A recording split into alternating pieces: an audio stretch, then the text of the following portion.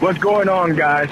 Coming to you live from the highways and byways of the United States. It's Big O, also known now as Big Trucker O. Sorry, I've been incommunicado, but I'm out here searching for the truth. I'm out here. There's going to be some special reports coming to me and to you guys. But always remember, don't go 4.2 far.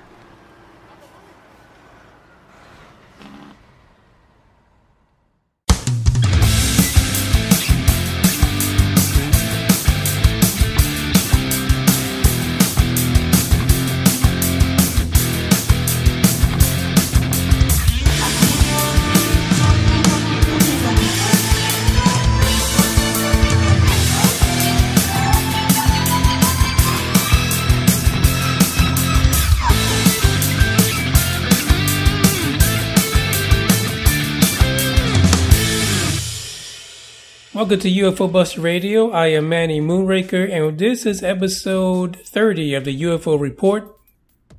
Can you heard it straight from the horse's mouth? That was Big O in the intro for the podcast episode. And Big O is driving cross country weeks at a time, but according to him, he's going to keep an eye to the sky and give us a report once in a while, but we'll see how often he's able to pull over to a truck stop and give us a first-hand view of the trucker's life in search of UFOs.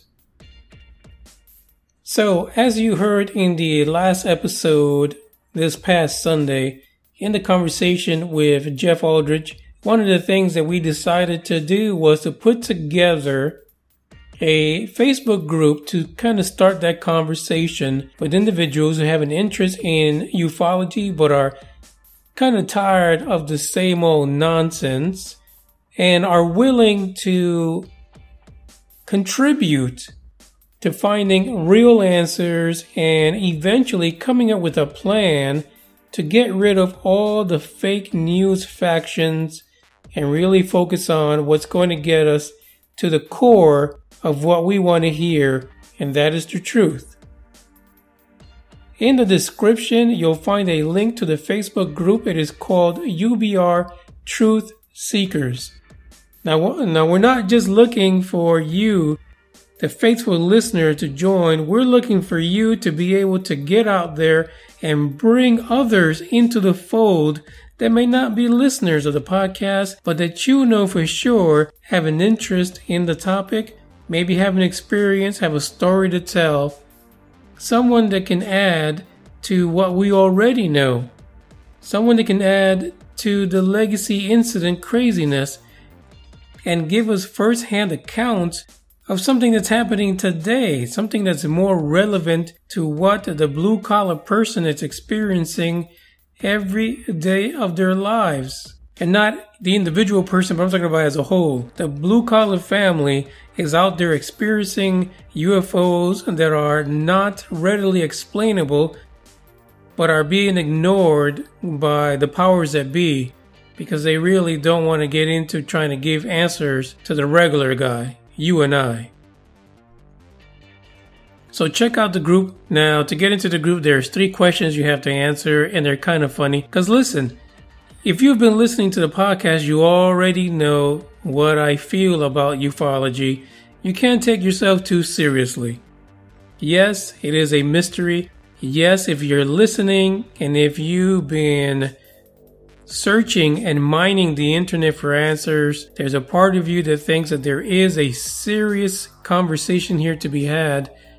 But if you take yourself too seriously, like some of the folks that we see all over the place, you will definitely end up somewhere in a dark room with some tinfoil hat and basically probing yourself, trying to get answers. And that's not going to happen. It's not going to happen that way. You should not torture yourself over the topic of ufology. Plain and simple and to the point. If you find yourself thinking that a good probing might get you some answers, forget about it. Reach out to your nearest therapist and get some help. Your families are way more important than this topic. having normal relationships with other human beings is way more important than this mystery.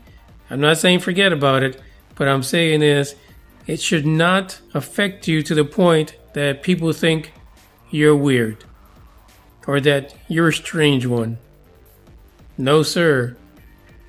As a UFO Buster Radio member, you have to be able to say that there is humor in ufology and that even though there is something to be solved, you can laugh at it from time to time.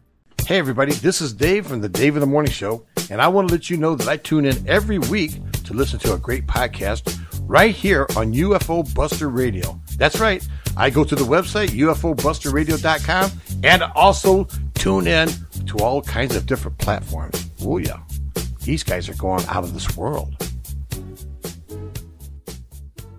Well, folks, the first story it's the first and only for the love of Pete, because ufology has been kind of quiet.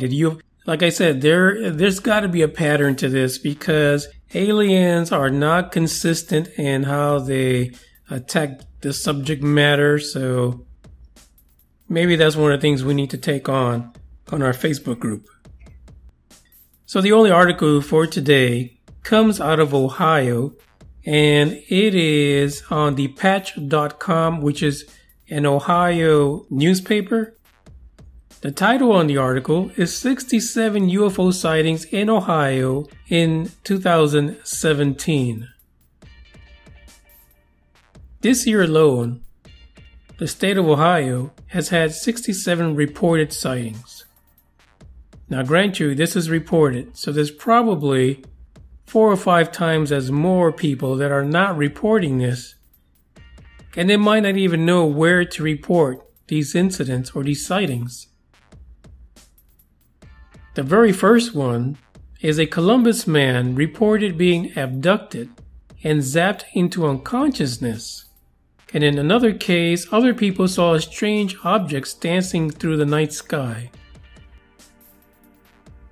So since January 1st, the folks in Ohio have been experiencing unidentified lights, flying objects, creatures, all matter of ufology has been popping up in Ohio. We know Ohio was in the thick of it during the legacy incident of Roswell, when the alleged debris was rumored to have been taken to Wright Field, which is today known as Wright-Patterson Air Force Base, which is in Ohio.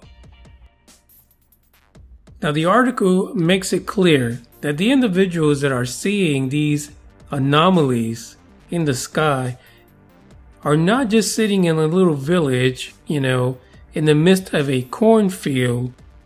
These people are in major cities and highways in Ohio. We're talking about Cleveland, Columbus, and Cincinnati, and many other well-populated suburbs. So it appears that if this is from 4.2 far, ET really doesn't give a damn how many people see it, as long as they get to go and come as they please. One of the most well-documented of the 67 accounts has a twist to it at the end, but you've got to listen to this. Apparently, a man in Columbus, Ohio, claimed that he was abducted repeatedly and probed repeatedly by an alien creature. The man reported that on July 8th, he fell asleep on his couch and woke up inside of a tanning bed-like alien enclosure, and before him stood an alien that zapped him into unconsciousness. When he came back to, he was back on his couch, just as he was before. He recalls seeing the alien creature, saying that he was about 3 feet tall, he had a thin frame and big dark eyes. We know this creature to be the Graylien as I like to say, or one of Romanik's hybrid children. The twist to this particular news story is the fact that he actually came forward in the report that he put in. And straight up, he said it. He suffers from sleep paralysis which of course can lead to, vivid dreams, frightening hallucinations, and all kind of nonsense. I'm glad he came out and said that, So there is no doubt people are not going to be having these conversations saying that he probably had sleep paralysis, because he said he gets that crap all the time. What I don't understand is, how do you have sleep paralysis and part of your sleep paralysis is getting probed by an alien? I've never heard anyone say that during sleep paralysis they're getting probed.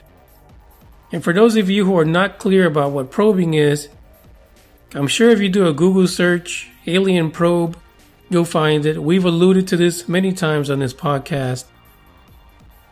I would imagine it's not a good feeling to be stuck there in sleep paralysis, getting probed continuously by an imaginary 3-foot gray.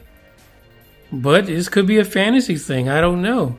But I've never heard of anyone getting probed during sleep paralysis. Yeah, I'm amazed. I'm totally amazed. Well, like I said, it's good that he come out and said that. If anyone listening has ever been probed or anything weird like this during sleep paralysis, please come on, send me an email. Let me know, how did that work out? I would imagine not being able to defend yourself during the probing could be a really uncomfortable feeling. But this is not the only report. This is one out of 67.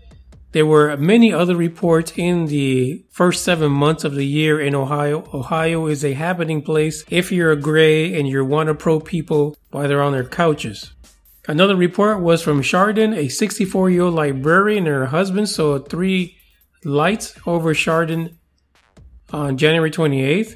In Brook Park on February 23rd, a driver on I-71 saw a flash of light in the sky heading west.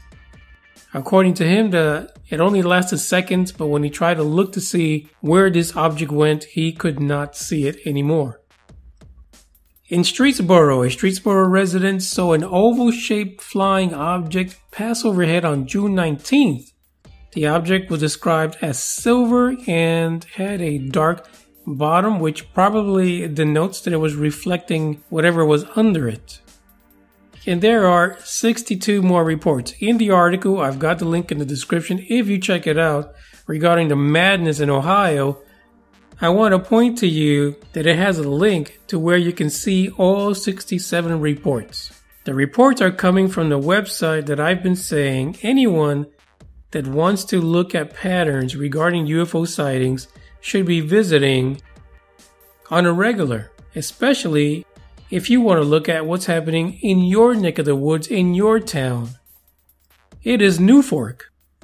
New Fork has all 67 reports, and I just looked and there's a few more. The website might just become a focal point of that new Facebook group, UBR Truth Seekers. As a matter of fact, I have a post on there because I'm looking for moderators and people to kind of keep guard of all the rubber you-know-whats that might be posting some ridiculous stuff, because we want to get them booted after, of course, we make an example of them.